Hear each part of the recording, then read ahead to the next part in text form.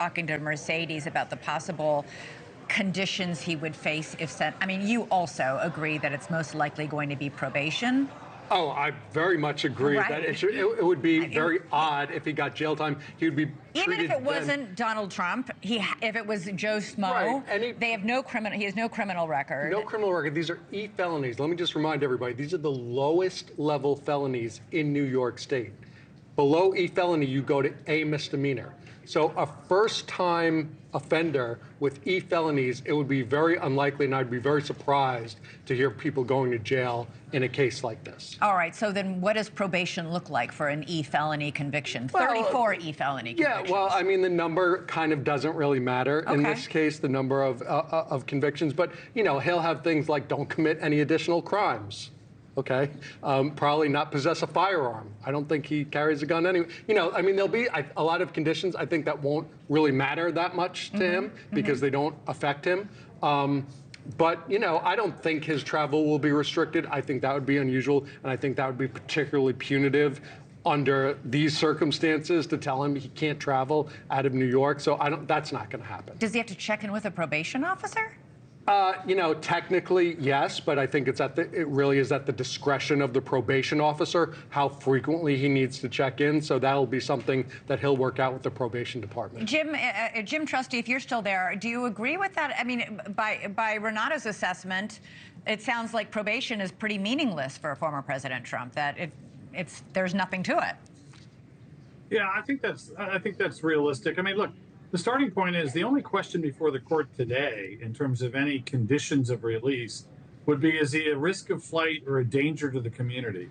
And so neither of those is even remotely met here. There's no reason to do anything but announce that he'll be on personal recog until the sentencing, and that he should talk to probation when they come calling, because they'll prepare a probation report, a pre-sentence investigative report.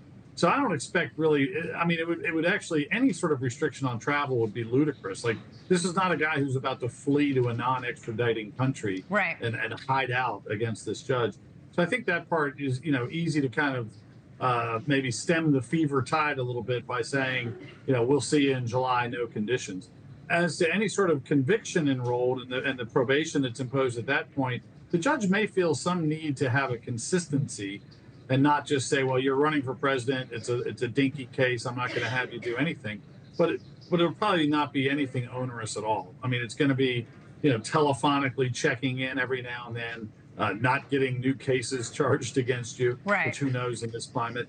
So I don't think it would be particularly onerous. But, you know, remember, if you're a defense attorney and your guy's been convicted, even of Class E felonies, you have to tell him honestly that there's still some possibility of imprisonment just because of your profile, because you're such a powerful, you know, general deterrence argument that could be made by the prosecution. So the first thing is to, behind the scenes, if you're the defense, find out where are they going? Are they even going to have the temerity to ask for imprisonment? If not, that pretty much takes it off the table. How does that work, Jim? I mean, does Todd Blanche call up, you know, Joshua Steinglass and say, what are you guys thinking? I mean, seriously, how does that work? Yeah. You're nodding, Renato. Yeah, there'll be some conversation like that for sure. I mean, they'll try and work it out. Where he'll say, are you guys really going to go for any jail time or probation? They'll debate it, and then, you know, they'll go to the judge and say, we have an agreement. Obviously, it's up to the judge, but the judge is going to listen to the prosecution, and, you know, depending on what the prosecution asks for. I mean, I'm sure what the defense will be doing, they'll be scouring for other cases to say, look, you have to look far and wide to find another felony first-time offender who got jail time. I don't know. Maybe there is, maybe there isn't. But that's what they're going to be doing. Thanks so much for watching. Go to joinnn.com to find NewsNation on your television provider. And don't forget to click the red subscribe button below to get more of NewsNation's fact-driven, unbiased coverage.